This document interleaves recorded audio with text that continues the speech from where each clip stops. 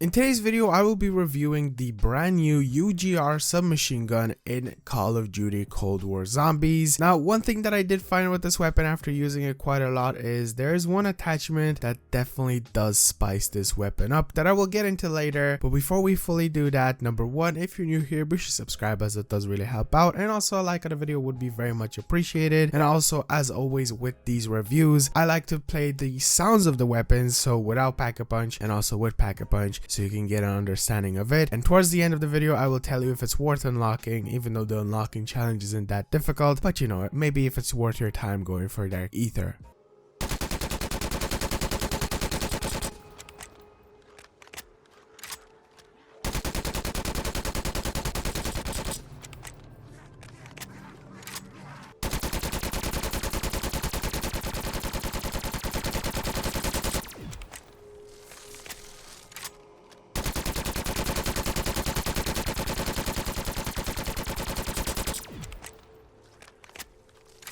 So the sound of the weapon isn't anything special as with every single one of these, but you know, it's like a tradition now, so I was included. But the first thing I want to say with it is it feels a lot like the AK-74U to me, and that is because I think it almost feels like it's a reskin of it. And I don't know what this weapon is in real life. I've never heard of it, but the URG, I don't know if that's the actual correct name of it in real life, but it is what it is called in Cold War. And the most interesting thing that I actually am changing up with this review is that instead of spawning it with it not being like fully upgraded, since the Cold War super Easter egg for zombies allows you to have the purple rarity all the time, I use this weapon with purple rarity since the instant that I spawn in. And what I decided to do was hop in and try to get up to round 55, which I will be honest, I failed, and I know I should have probably gotten up there. But one thing I can tell you is, for some odd reason, with the basic attachments that I used, which wasn't like, you know, the best of the best, it wasn't doing that good. I got it up to gold rarity, and then I started running around. It was like round 30 something, and it wasn't performing that well, which was such a big surprise to me because I know it's a submachine gun and submachine guns aren't always the best, but you do have some standouts out there that can like last up very high rounds, and it probably was the attachments that I used, but it just didn't feel too good. You know, it didn't feel like it was powerful enough. It was gold rarity, fully Pack-a-Punched. I was purposefully not using any ammo mods, as when you use ammo mods, you know, the weapon, you don't get to test it out fully. I wasn't using also elemental pop, as that is just ammo mods in its own way, and I don't know why. I just don't know why it didn't feel very good, and I ended up going down. But prior to that, I decided to go up to the upgrade station, and with that you can actually randomize your attachments, which I did. And once I did that, I got a very interesting attachment that I had no knowledge of previously, and that was explosive rounds on my bullets. Unfortunately,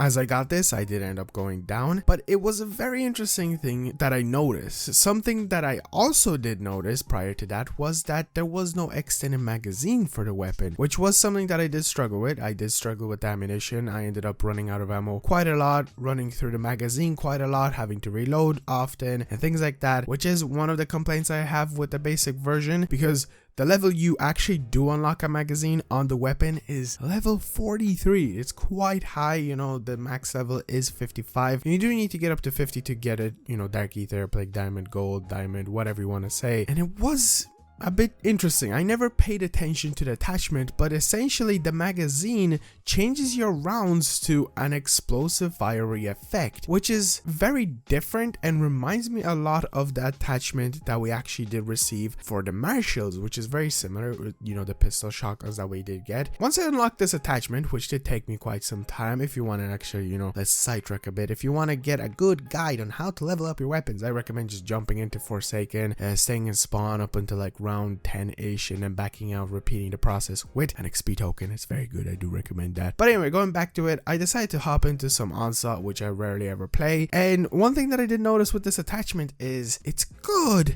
but it's also a bit bad. It's good because it does have that explosive effect, it does deal damage to you, but it's bad because it trips the zombies. It literally makes them fall over, which was such an annoying thing. I was trying to kill hordes and they just kept on falling over, one after the other, and it works with a shotgun pistol, but with a fully automatic weapon, I don't think it really does. Now you can actually equip a burst attachment onto it, which is also interesting because the weapon itself is fully automatic, and then if you put on a specific attachment, it does become a burst submachine gun. So, you know, you can swap back and forth, and you can also have that magazine that makes the round, you know, fiery and stuff. Maybe that would have been better. I haven't tested it out yet, even though, you know, this is supposed to be like, oh, I fully tested out the weapon. But that's not what these reviews have ever been. It's just like a dude who likes to play some zombies, tries to give you his best opinion if this weapon is worth unlocking, which I guess it's a good time to get onto. So the fact that it does kind of become a bit bad in the higher rounds, maybe using the best attachments ever, it'll be pretty good. And I can already see a certain someone coming out there and saying this is the greatest submachine gun ever in Cold War, doing some insane tests. But from a personal experience, I'm just gonna stick to my, you know, PPSH. I've always been a PPSH guy, but is this submachine gun worth unlocking? Yeah,